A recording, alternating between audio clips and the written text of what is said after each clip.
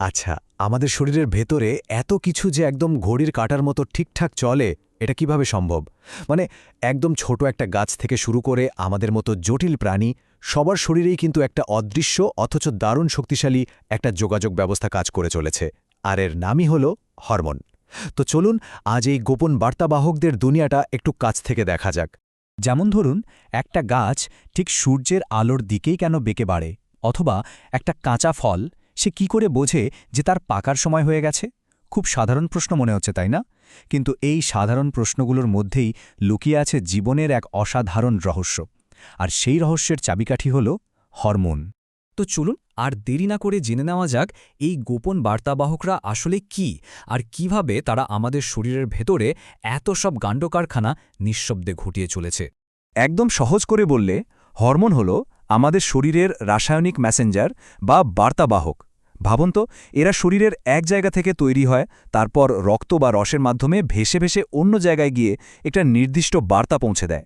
আর সেই বার্তার উপর ভিত্তি করেই কিন্তু শরীরের সব গুরুত্বপূর্ণ কাজ, যেমন ধরুন আমাদের হৃষ্ট, মেটাবলিজম, এই সব কিছু নিয়ন্ত্রিত হয়।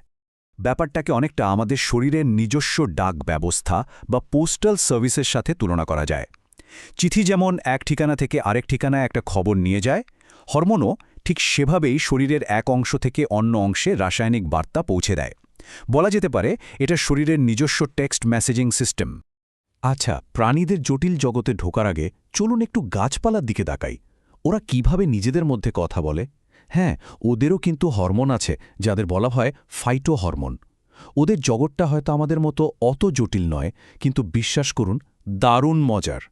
গাছের জীবনে বেশ কয়েকটা প্রধান হরমোন আছে, আর প্রত্যেকের কাজ কিন্তু আলাদা। যেমন ধরুন অক্সিন, একে বলা যায় গ্রোথ প্রমোটার, মানে গাছের ডগা বাড়াতে সাহায্য করে। এরপর আছে জিব্রেলিন, যেটা গাছের কাণ্ডকে লম্বা করে তোলে। সাইটোকাইনিনের কাজ হল কোষ বিভাজনের সাহায্য করা, মানে নতুন কোষ তৈরি করা। আর ফল পাকানোর জন্য যে দায়ী, সে হল ইথিলিন, এটা একটা গ্যাস। শেষে আছে অ্যাবসিসিক অ্যাসিড, যেটা গাছকে খারাপ পরিস্থিতিতে, মানে স্ট্রেসের সময় টিকে থাকতে সাহায্য করে। তাহলে মনে আছে আমাদের প্রথম প্রশ্নটা? এইবার কিন্তু উত্তরটা পেয়ে গেলাম আমরা। ওই যে অক্সিন হরমোন, ওটাই গাছকে আলোর দিকে বেঁকে যেতে সাহায্য করে। আর ইথিলিন নামের গ্যাসীয় হরমোনটাই ফলকে সিগন্যাল দেয় যে ব্যাস, এবার পেকে যাও। দারুণ না ব্যাপারটা? বেশ, গাছের সরল জগৎটা তো দেখা হলো। এবার চলুন এক লাফে চলে আসি প্রাণীদের আরও অনেক বেশি জটিল আর গোছানো একটা সিস্টেমে। এর নাম হল এন্ডোক্রাইন সিস্টেম বা অন্তঃস্রাবীতন্ত্র। প্রাণীদেহে হরমোনের কাজটা হয় একটা দারুণ শৃঙ্খলার মধ্যে দিয়ে, অনেকটা একটা বড় অফিসের মতো। একটা চেইন অফ কমান্ড মেনে চলে সবকিছু। সবার উপরে বসে আছে বস, অর্থাৎ আমাদের মস্তিষ্কের হাইপোথ্যালামাস। সে নির্দেশ জারি করে।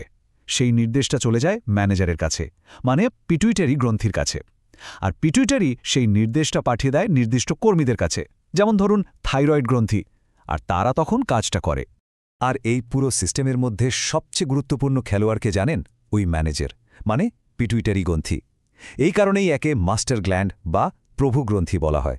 কারণ এই ছোট্ট একটা গ্রন্থি কিন্তু শরীরের বাকি প্রায় সব হরমোন গ্রন্থির কাজ একা হাতে নিয়ন্ত্রণ করে। ভাবা যায়?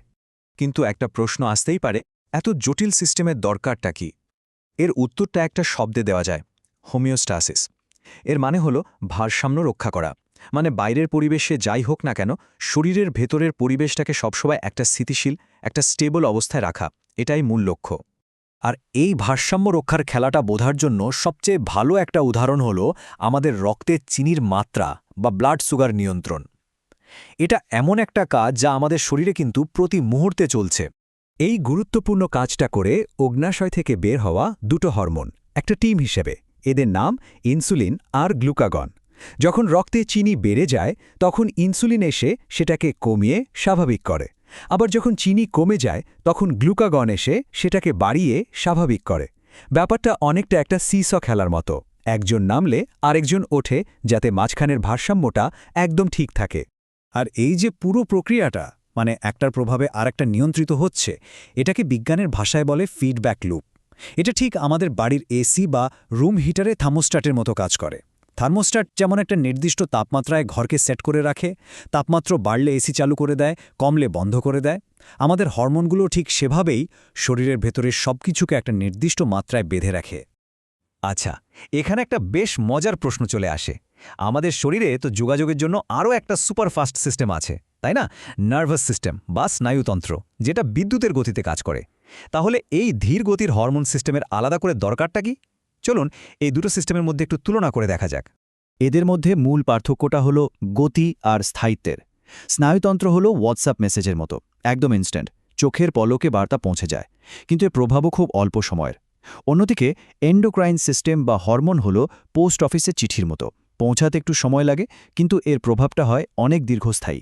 তাই হঠাৎ পায়ে পিন ফুটলে যে ব্যথা পাই, সেটার জন্য স্নায়ুতন্ত্র দরকার, কিন্তু আমাদের বেড়ে ওঠা বা হজমের মতো দীর্ঘমেয়াদী প্রক্রিয়াগুলোর জন্য এই ধীর কিন্তু স্থির হরমোন সিস্টেমটাই সবচেয়ে কার্যকর।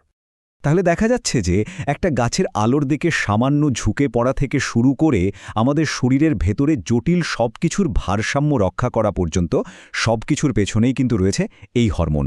এরা সত্যিই যেন আমাদের জীবনের এই বিশাল অর্কেস্ট্রার একজন নীরব কিন্তু অত্যন্ত দক্ষ পরিচালক। তো আজকের মতো আলোচনা এখানেই শেষ করছি, কিন্তু যাওয়ার আগে একটা প্রশ্ন রেখে যাই। কোন হরমোনকে এমার্জেন্সি হরমোন বা জরুরিকালীন হরমোন বলা হয়? আর একটু ভাবলেই বোঝা যাবে কেন হঠাৎ আসা বিপদের সময় আমাদের শরীরের এমন একটা দ্রুত প্রতিক্রিয়ার ব্যবস্থার দরকার হয়। এর উত্তরটা কিন্তু আমাদের দৈনন্দিন জীবনের অভিজ্ঞতার মধ্যেই লুকিয়ে আছে। একটু ভেবে দেখার অনুরোধ রইল।